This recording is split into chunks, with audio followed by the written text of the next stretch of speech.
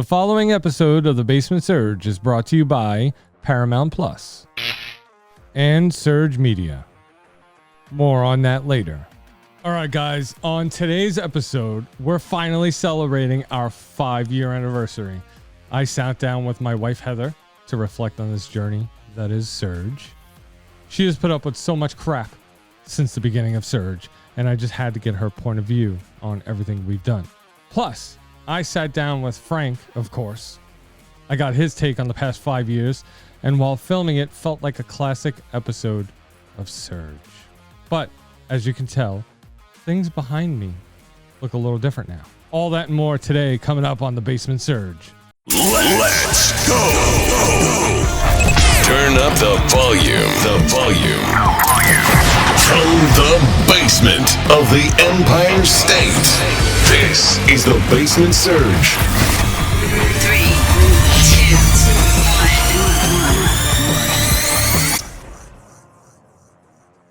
2, 1. Welcome back to The Basement Surge, everybody. Thank you for joining me this week. This is going to be a great episode.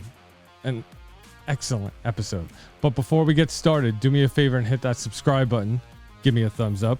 Ring a bell. Tap the plus button. Hit whatever button you got to hit to get notified of fresh episodes of The Basement Surge. And if you like to listen to us on the drive to work as a podcast, make sure you follow the companion podcast of this show, Surgecast, on all major podcast listening apps. Thank you for your patience as I got the housekeeping out of the way. I just want to let you guys know that this is the very first episode of Surge that's scripted. That's right. I'll be reading the episode from a teleprompter because I literally don't want to forget anything I have to say. All right, so this is it, everyone. The 5th anniversary episode. Not many podcasts make it to 5 years. In fact, most don't reach episode 7. But here we are. Close to 150 episodes and still going. Surge has meant a lot to me through the years. It's been so much fun between making amazing new friends, thinking up wacky episode ideas, and just learning a new skill. Podcasting has definitely been a great addition to my life.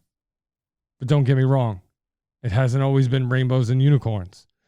But I think that during those times, my persistence to get the job done and do the best for Surge has shown through. At least I hope. Throughout this episode, you'll notice the segments with Frank look differently than this.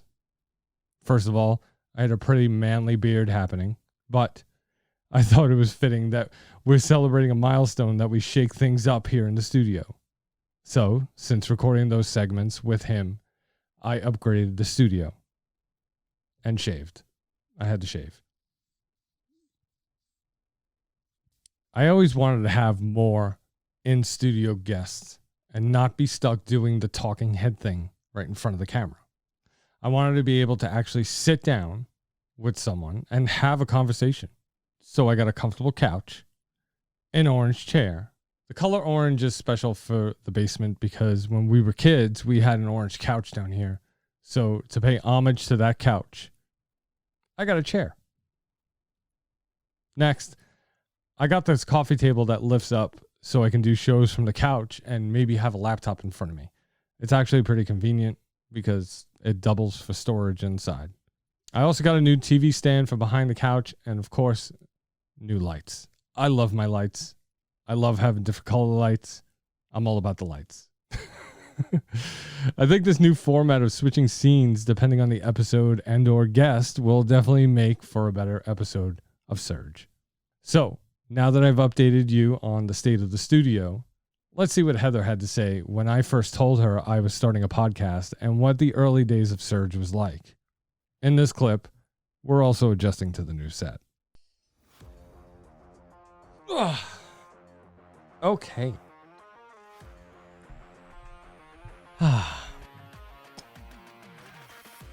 Video. I feel chubby. Nobody ever gets to see me from the chest, waist down. You're going to have to do something about that. I am. I'm going to have to start working out. I'm a little self-conscious. The key is arm placement. I don't know what's easier, to put my glass there. Or... This is actually hard to do because you gotta like. It's a whole. Put it on the table. Then I'm gonna be like. The set wasn't made for convenience. No, it's not convenient at all. We are doing the 5th anniversary episode. Like 5 years. 5 years. I can't believe it. I sure can't. Well, it's funny because I got some questions here that I thought that maybe, not really questions, but just topics that you and I could talk about. Okay. Because I'm doing something a little different this episode, as far as editing wise, as far as structure and format of the episode. So, just to see if it works. Hopefully it does, because I really want to continue to chop up the episodes, so to speak, to different scenery, different things that I'm doing. Maybe, I film something that special that I do during the week, that I would like to inject into the episode. And like going to the gym? No, I don't go to the gym. Maybe I might start. You said new things you're going to implement. Yeah. But stop making fun of my gut. So I think really the first thing I really want to talk about is what were your thoughts? Because I think throughout the 5 years, everybody knows how I feel. Everybody knows how, because I've spoken about it so many different times on various different shows that I've guest appeared on, that I've done, so everybody knows my opinion. But I want to get your opinion as to what you thought, what was going through your mind when I said I wanted to start a podcast. Well, naturally, at first, I thought you were just joking. Really? I'm like, oh, okay. You'll start a podcast. Yep, okay. And then when you started talking more about it, and I'm just like, oh, okay, all right, yep, start a podcast, go ahead. And actually, it was weird because when you had said it, I didn't really listen to podcasts, so I really didn't even have an idea. Neither did I. So I'm like, okay, so you're gonna talk into a machine and someone's gonna listen. Like, it just wasn't as appealing either. I was just like, okay, right. And then when you actually started like doing it and you wanted this equipment, and I was like, wait a minute, so like you're really making a podcast? I'm really doing this. And the problem that my husband has is that he doesn't half-ass anything. Right. So remember that. What turned into a conversation that I thought was just a conversation turned into a lot of Amazon packages coming. Remember that the first time when I ordered everything? My goodness. Like, that poor Amazon guy should have got like a pie made for him or something. He was at our house like every day for every day, yeah.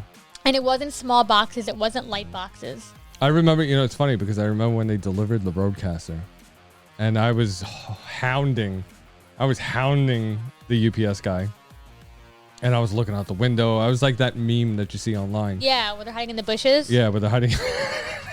Right. With the binoculars. Yeah. Yeah. And so I was like, I'm looking out the window. Like, I stayed like real close to outside all day. Yeah. Right? And I remember keep going outside, checking to see if a UPS truck was coming up the block. And when he finally came up the block, I noticed he was going towards the alley. Yeah. So thankfully you were watching. Yeah. Because the alley is gated off. Mm-hmm. It's locked. Like, there's no entrance. Well, there is an entrance to the basement here. Right. But it's further in. He doesn't have access to it. So the furthest he would have got is the garbage cans. Which, okay, where would he have left it? So I went out there to meet him, and he goes, well, the package says the basement. I'm like, the basement surge. Okay, it's... You see the address? Like, bring it to the address. Okay, he was going to leave it by the garbage. In his defense, that does make sense to some degree. It doesn't make sense. To some degree. I'm just glad I was out there watching. Yeah. Yeah. Yeah. But I'm it sorry. was- Gotta continue your story. Yeah, this is my life.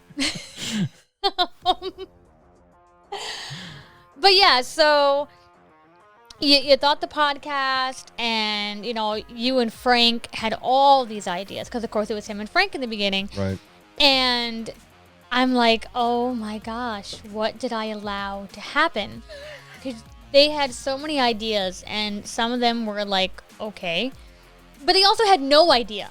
Yeah, we were winging it. It was like there was no real like YouTube video showing how to do it back then. Right. There really wasn't. It was so just not talked about, but done. Well, there were tons of videos on how to start a podcast. Right. Right. But a lot of them were just like talking head videos of somebody just telling you. Right. And not really showing you exactly what to do. Right.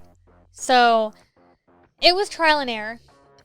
Yeah. And A lot of it was. yeah. A lot of episodes that no one wants to listen to again, Oh, no. But you know what? It's classic Surge. It really is. It's very but it's been interesting. It has. I guess Heather didn't have faith in me at first. But I think that's only because she didn't know what a podcast was. But I proved her wrong. And I gave the UPS guy a workout. But now let's get into what Frank had to say about starting the show and what the first episode was like. Ladies and gentlemen, we are here. We are celebrating our 5th anniversary. Welcome to the special edition Surge 5th anniversary celebration. Extravaganza. That's right. In this episode, we're going to be talking all about Surge. Okay, Frank's in the studio. He's returned for the special event. 5 years, John. 5 years since you dragged me down in this fucking place and said, hey, I have an idea. 1, 2, 3, 4, 5 years. But, Can't see me. Yeah. that's right, baby. But you dragged me down here and said, Frank, I have an idea. Yeah. No filter. Okay, I'm intrigued. So yeah, it's been 5 long years since I dragged Frank down here into the studio and said, hey, let's start a podcast. And have me drink the Kool-Aid. Yeah. And so 1 divorce and one new marriage and two more kids later, here I am. yeah, I still got 10 kids. Dreams do come true. But I think our first episode was it was pretty good. Yeah. How we met. Yeah. Yeah, it was pretty good. The bucket stories in there. Oh my God. You You know? know, I have so many people tell me how much they still love the bucket story. They're like, dude, what was the big deal? The big deal was I bought every single piece. Why couldn't I have the bucket? Yeah, just give me the bucket. Just give me the bucket. He literally wanted the bucket. Right? Oh, I put it in the bag for you. No, Abby, I want the fucking bucket. What's the big? Why do you need to keep the bucket? I'll take the bucket home, and then I'll buy more candy from you, bring it home, and put it in my fucking bucket. Where we came from, like, even with the first episode of Surge, the quality, to now what we do. Oh, that first episode's so bad. So bad. Even the tone of your voice is different. No, it's not the tone of my voice. It's the microphone. You think it's the microphone? I'm positive. I don't know. You sounded reserved when you were speaking in that first episode. Well, Like you were unsure. see, and that's the thing. Like, if you knew me before we started doing this whole podcast thing, right, back in 2019, if you knew me before then, I was shy. I was reserved. Okay, like Yeah. Where's the news broadcast recording? We should get that one on there. I couldn't even get through that. So, No. like, my point is that podcasting has not only become a hobby and something fun to do, but it's also helped me socially. Mm-hmm. So like it's improved my confidence in my speaking. It's improved my confidence in talking to people I don't know. Yeah. And doing things for entertainment purposes. Frank always loved the no filter aspect of the show. Frank will never get over that bucket story. It was epic. You really had to be there. Like, it was just so funny. He just wanted to buy the bucket. He wanted the bucket to keep his candy in. That's all he wanted, a bucket. But while I had Frank in the studio, we spoke about the music we loved growing up down here in the basement. We talked about the difference between generations. That's terrible. Not terrible. Yeah, it is. I'm feeling old. I'm feeling my age. Dude, we are like the best generation out right now. I'm feeling my age. See, right now, all the other older generations are starting to die down, and technically, our generation is being played on classic rock right. Oh, why you got to do that? Because our generation is like fucking awesome right now. Our shit is so in style. Jinko jeans are coming back. Yeah. All right, there's a lot of millennial shit out there that's actually popular right now. Yeah. The styles, don't get me started. the music. I still have my Jinkos. I'll put them on. I fucking. We are considered the offline millennials because there's a branch of millennials that were born before the internet, Yeah. before America Online and stuff. Right. That's us. Okay. You know. Yeah, but we learned how to use all that stuff. Yeah, we learned how to use that stuff, but we're not like the online. We're like the first people to like go. Yeah, I mean, we weren't born with iPads in our hands. No. You know? No, we play with rocks and sticks and shit. You know? We played outside. We actually went outside. Yeah. We had access to this stuff, but back then it was like, hey, John, start up the computer. John turns the computer on at 9:30. We come back in the house around 5. It's loaded up. And then downloading a song off Napster and LimeWire. Yeah. What I wanted to ask you was like, when you listen to your Apple Music, right? Like me, I have about like 2,300 songs on my Apple Music. I don't listen to Apple Music. Right? Broke bastard. I don't subscribe to it. I don't pay for it. I don't have Apple Music. My Apple Music on my phone still has the one U2 song that came with the phone. I listen to Spotify. All right, Spotify. So whatever streaming service you have, right? But when you think about it, what is the most like millennial song to you? Oh, Jesus. I had a couple of questions for you today. I was excited to see you. Well, like It's our from the anniversary. 90s? No, a millennial song, like 2000 or later. But like when I say millennial, like our generation. Yeah, millennials Right? are. I believe a millennial is anybody born after 1982. Yes, from 82 to like 95, Right. 95, 96. I think. There are so many good songs. Like, I think that our generation, that decade, that generation is when the best music came out. Undoubtedly, because that music is still some of the songs from back then. They brought back today, like the song that The Weeknd is doing. The Weeknd is teamed up with someone else doing "Creepin'," right? Meanwhile, Yeah. back in the day, that song "Creepin'" was done. TLC, right? No. I think it was Puff Daddy who did it, in like a collaboration with somebody else. The song by Mario, what was it called? Mario's a new guy. No. That's, Oh. There was Sure Thing. Baby, you're a sure thing. Yeah. That shit came out. It was topping charts. Yeah. Nowadays, it was like, the hell's going on? Yeah. Well, They're loving all this millennial shit. What I am noticing about today's music is that a lot of the new artists are taking the beats and the songs that came out previously. Like, Britney Spears did a song with Elton John, right? Didn't she? Like, recently, and it went to the top of the charts. And, it was one of his famous songs. It's like they're taking all the old stuff and they're bringing it back. Yeah, it was, and then someone I'm like just the other day, I'm cleaning up, right? I'm cooking, I'm cleaning up, and I got the Apple Music playing, and the song by Counting Crows comes on, Mr. Jones. Yeah. Like you immediately hear that beat, and That's you're a just classic. like, yeah, Okay, what about Hanson? fucking Hanson. I love Hanson. I love Hanson. I know a certain somebody who works at iHeart on 106.7 who loves Hanson, Jamie. That's right, Jamie. Okay. We're diving people out now? We're diving people out? There's nothing wrong with Hanson. I love Hanson. Love Hanson. I would play Hanson right now if I didn't get hit with a copyright. Okay, so what's your favorite Hanson song? Undoubtedly, this time around. Really? That's very surprising to me because I thought it would have been something else. No, I love this time around. It's just, I don't know, because they're a little bit older. Okay. And I just like the way it goes. Second place though, I'm talking like, if This time around is number 1. You know, this other one's like 1.5, and that would be Yearbook. Yearbook, yes, that's my favorite. Where did Johnny go? You see this, people? This is a wavelength.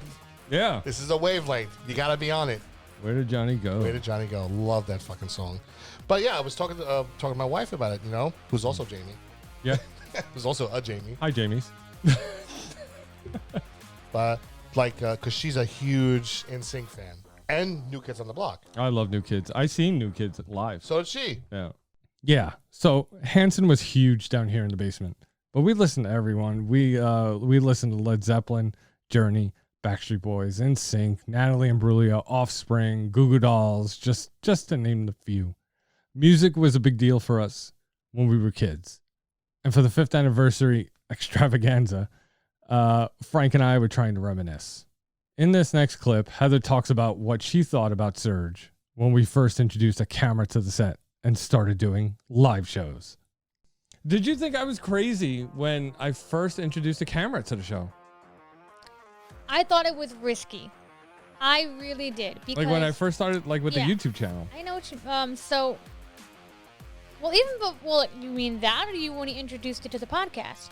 Well, when I brought the camera in, when we started on Right. camera, But you weren't on that YouTube right away. that was when I started YouTube, It's all mushing together, you know. It's been which been a we lot. started on a shitty webcam. Well, I thought it was really risky because you had just started. You were a nobody. Yeah, I think it was like 2 months in. You were like, you went from your first live stream with Brendan as Brendan a guest. and Jeff. Yeah. Brendan and Jeff with the Brendan was the first official guest on the live show, Right. and then Jeff came on. and then Jeff came on, and then you were just like, okay, I know this. I've done this for a month. I know what I'm doing. I'm gonna change everything. Sure. I'm gonna, just come in, and I'm just gonna be like, no, we're doing video, because I don't want to just do this. And I'm like, but that's not how a podcast works. It's no longer a podcast. And he's like, no, it's a vodcast. And I'm like, you can just make up Vodcast. words. Why not? He's like, why not? So yeah, Trailblazing away, baby. it's just, and that's how it was. And I was just like, it's not gonna work. I'm like, you're not gonna make any friends. I said, you're gonna be outed. I was like, that's not good. But apparently it worked, and everybody else followed. I'm sorry. Can No. you say See, what was that? You were wrong. I don't know. What? No. Yeah. Uh-huh. We'll edit that part out. I'll sneak down here at night. But yeah, it was scary, Yeah. And at the time Frank was the co-host of the show, and so I had to run it by him, Right. and I was like, Frank, you all right with the camera? And Frank was He's fine no matter what. he's always down for my harebrained schemes, Yeah. and what I wanted to do with the show. So yeah, I think the first official vodcast of the Basement Surge was on a shitty webcam on the laptop that was like built into the laptop. Right. Okay, so it's like one of those built-in webcams. And you had it like stacked on like all these like little I had books, a pile of books. and I had a pile of books on the kitchen table that we were using, and that propped up the laptop high enough for the camera to be eye level with us. Yeah. So, and it's crappy. It's up on YouTube now. You guys can watch it. I mean, one thing that I cannot stress enough is that, especially you doing this and going from zero, literally like -3 to where you are now, is anybody trying to start a podcast or a vodcast or YouTube, do not worry about having to use a kitchen table. Don't No. worry about having to use a lamp, a webcam, a crappy $20 microphone, because you got to start from somewhere. Well, I don't know and- about $20 microphone, but trailblazing the way. I can never get her to say she was wrong about anything. I asked Heather what she thought of Surge now compared to when we started, what she thought about the evolution of Surge. Do you like the way Surge has evolved between then and now? What do you think, like, besides Frank being consistently on the show? I mean, It's a difficult answer because they are literally two different shows. Right? 100% two different shows. Mm-hmm. Because when you and Frank were doing it, it was watching to see what kind of chaos could have happened in one small half an hour show. Yeah. It was hilarious. It was, oh my gosh. But at the same time, it was a lot. And like you would get a topic, like it would have a title, but did that title get even talked about? Half the time, probably not, because it turned into something totally different, which it worked. Mm-hmm. But for what you wanted Surge to go to and what the plan was for that 5-year, 10-year plan, that wasn't it. And now it's grown. Like, that was the teenage Basement Surge. That was the rebellious, Surge. And now Surge has become sophisticated. It's grown up. Still fun. Sure. Still entertaining. Still totally off topic. So don't go by the titles, okay? It's clickbait. No. But it's still good. But could I decide? Honestly, as much as I complained, could I pick which one I like more? I couldn't, because I liked them both for different reasons. Okay. I like where you are now. Right. But I can't say like, oh, thank goodness that is over, because I can't, because I'm like, that's also was. Yeah. It was fun. Yeah, it was. It was a lot of fun. Yeah. But it has definitely been a wild trip, because we here on Surge have done so many different things. Like we did a game show episode. We used to do live shows all the time. And, now not so much, but we're trying to get back into that. Right. Right. So, we used to do what we called the mission. Mm-hmm. Right. And we actually raised money that day. We did. For the Michael J. Fox Foundation for Parkinson's Research. Mm-hmm. That was a great day. That was a great cause that we did, and it was a lot of fun. It was. And so we have done a lot of things for the community. We've done a lot of things here in studio that like for that game show episode. I thought it was hilarious, because evidently I don't know Frank as well as he knows me. Nope. And you guys ripped on me for like 2 weeks after that. You've been friends for like 20 some years. You didn't know nothing about him. Like, how do you just walk away from that? I don't know. I'm glad you and I weren't playing. Yeah, me too.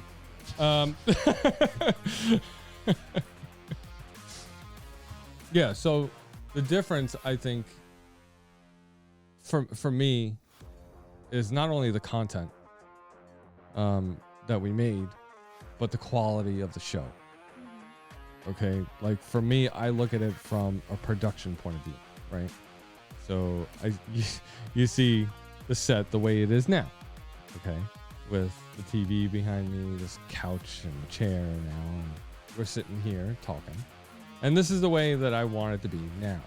Right. Okay, where if I 3 months from now, it may be totally different. If I can, no. I mean, it might be moved around, but it'll be the same set, the same furniture, right?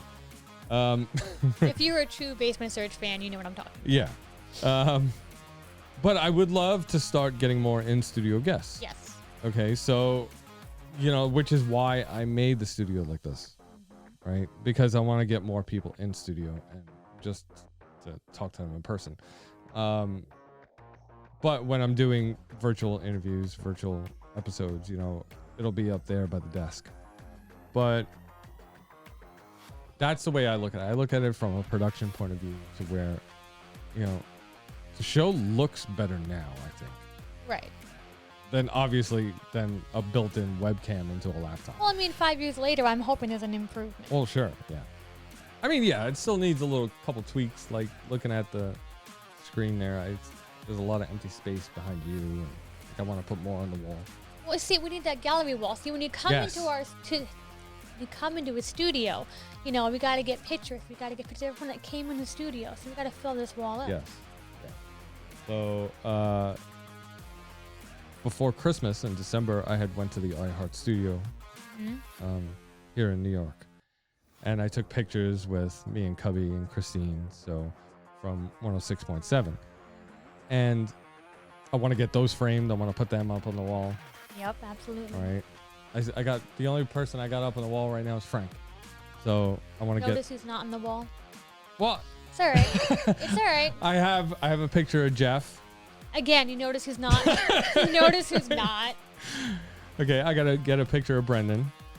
I gotta get a I picture want a of divorce. you. I want a divorce.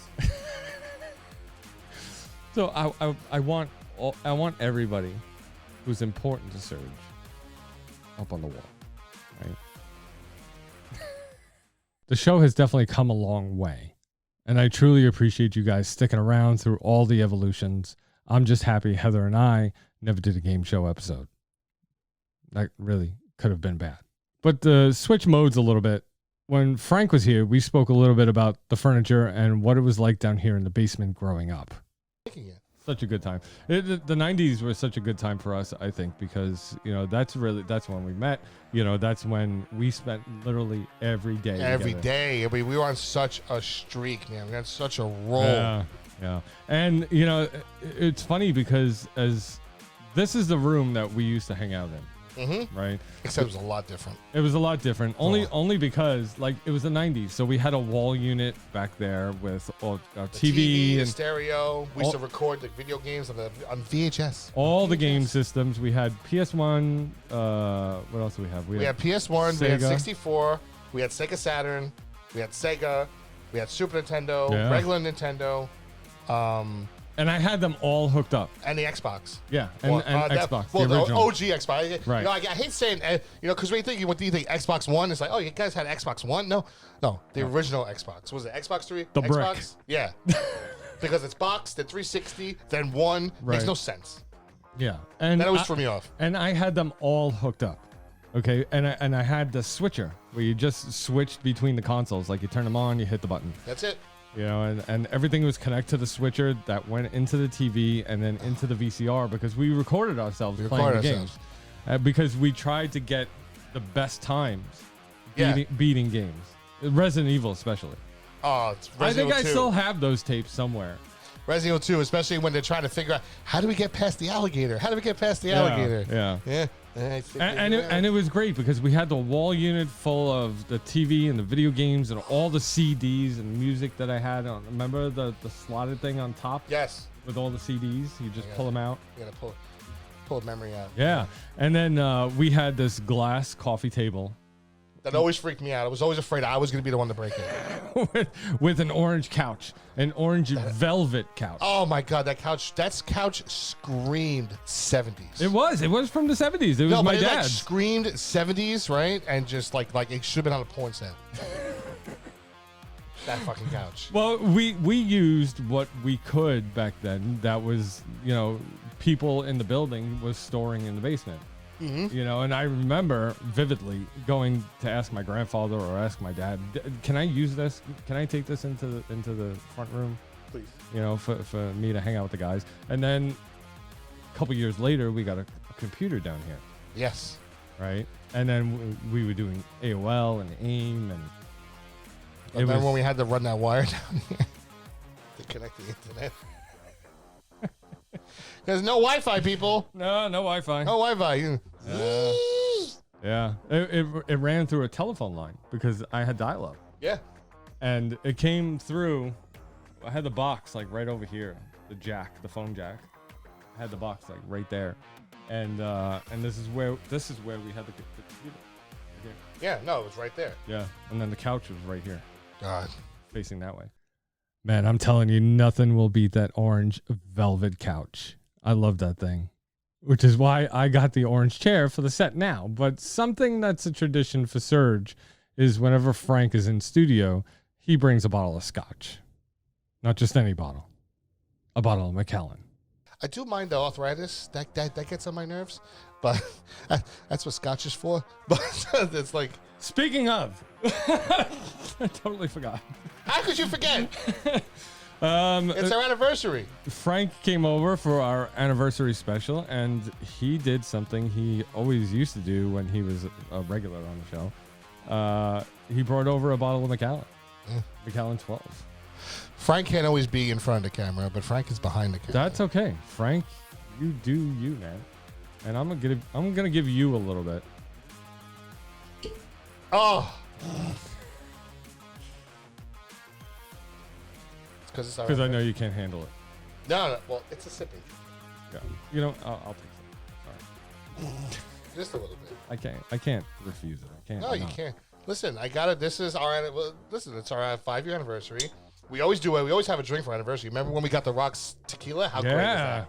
That was amazing. That was a great show. We got so fucked up. we got fucked up on camera, and then off camera, it was wild. Yeah, I still got the bottles over there. I saved the bottles. You still got the Snapple bottles too. Yeah. Original, because those are out again. Speaking of something from the 90s, right? Oh, sorry, EDD. Just a touch. Happy 5th birthday. Happy 5th anniversary, you beautiful fucking bastard, you. To 5 more. Oh, Lord Jesus. And another divorce. No more kids. Oh, no. You know, a lot of people ask me where I come up with the ideas for Surge. And I released a video on YouTube kind of explaining that, but that was more of a joke video. But you know what? Here's the best answer you'll ever get. You know, the craziness of the episodes, the things that we had done, not just me and Frank, but the three of us really, because throughout the show, throughout really the history of the show since the beginning, you have always been behind the scenes giving me my ideas and, so you have been a huge supporter of Surge. It's nice, it's nice to have somebody who supports, me that does that. Someone's got to keep this. Yeah, and you've given me some amazing ideas. You really have. Yeah. You joke that, you should get royalties and you should get paid. I should get something. Okay. But you get to live with me. I need more. I deserve royalties just for that alone. I deserve an award. Maybe a CAT scan to figure out what's wrong with me. Yeah, maybe. And that's a true story. My wife has always been someone who gave me my best ideas. Those things that we did, from the Stunner to the Mission, where we do 8 miles around Brooklyn, New York on rollerblades, was so much fun to make. We even raised some money for the Michael J. Fox Foundation for Parkinson's research. But as word spread around that we were celebrating our 5-year extravaganza, other podcasters and friends sent in happy birthday wishes. Frank had a unique reaction to one of them. Let's check him out.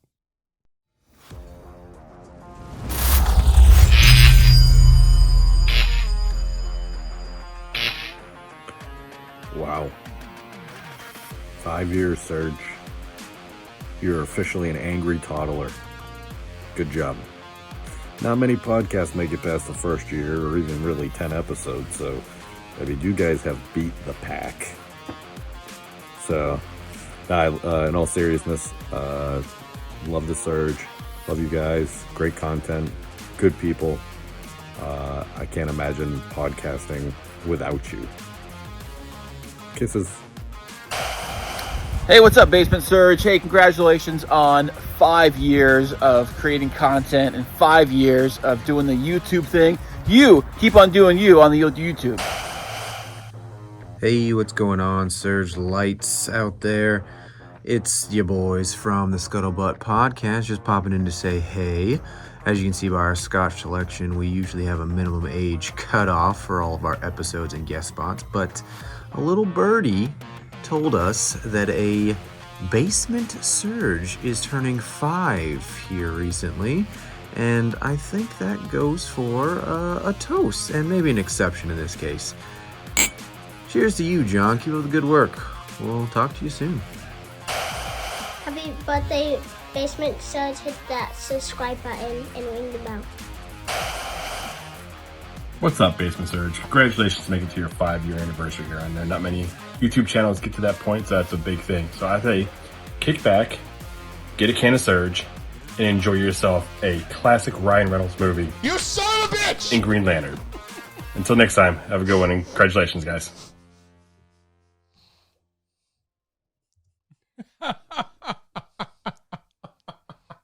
Oh!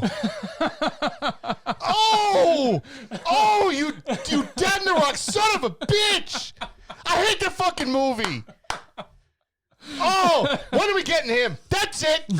Between your fucking D&D and that fucking shit, that's it. Happy birthday. I'll go to lunch. Fuck. Damn it. Oh, you knew it was coming. You knew it. You didn't even warn me. You knew it. No. Relax. Take it easy. Thank you to everyone who took the time out to wish us a happy birthday. Everyone here at Team Surge appreciates you. We really, really couldn't have done it without you. You guys are awesome. As I wrap up this 5-year extravaganza, I can't help but reflect on the amazing time I've had creating this show. From the beginning, I knew I wanted it to be the best it could possibly be. Now, when I say the best, I don't mean the #1 podcast all over the world or the top YouTube channel in the world, although that would be nice.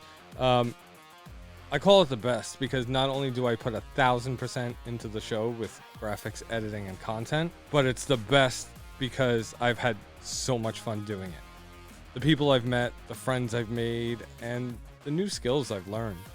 This little show may have started out as a podcast of 2 guys reminiscing about growing up together in Brooklyn, but it's evolved into so much more.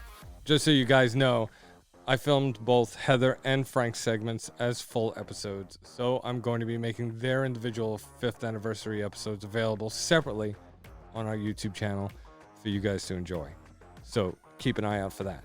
To Frank, I say this. Thank you for starting this journey with me. I literally couldn't have done that first episode without you. You add a certain kind of personality to the show that I will never be able to replicate. And the basement is always open to you when you want to make an appearance. To Heather, my wife, you have been my backbone through this whole thing. From supporting me from day one to episode ideas to marketing campaigns and ideas for what we should do on the show. You truly are the gatekeeper to the basement and my unofficial agent. I love doing episodes with you, and I can't wait to see the next 5 years of Surge with you on the team. Thanks to my kids for thinking I'm famous. I can't wait to do more episodes with you. Just for example, I go to pick up my kids from school, and the parents are like, John, I love the most recent episode of Surge. Good job. Keep it up. And that shit fuels me. It's like it's that I'm touching on so many different topics and so many interests of my generation, and people love it. And I thank you. Whether it be video games, movies, parenting, just kick-ass stuff that these people who are my age group are truly enjoying the content. And I think that that's what makes Surge so successful is the team I've put together. You guys are amazing. From family and friends to other podcasters who I see are hungry and want to grow in the industry. People who actually do the work and show up. You guys are awesome. I'd like to thank each and every one of you who have supported the show in one way or another. Whether you're a family member, a friend, a fan, or someone who just stumbled upon an episode on YouTube and surged that subscribe button. Thank you for sticking around. There's so much more to come. So don't forget to hit that subscribe button. Keep following what we're doing because this is just the beginning. I'll see you next week, everyone. Let's go. Turn up the volume. From the basement of the Empire State. This is the Basement Surge. 3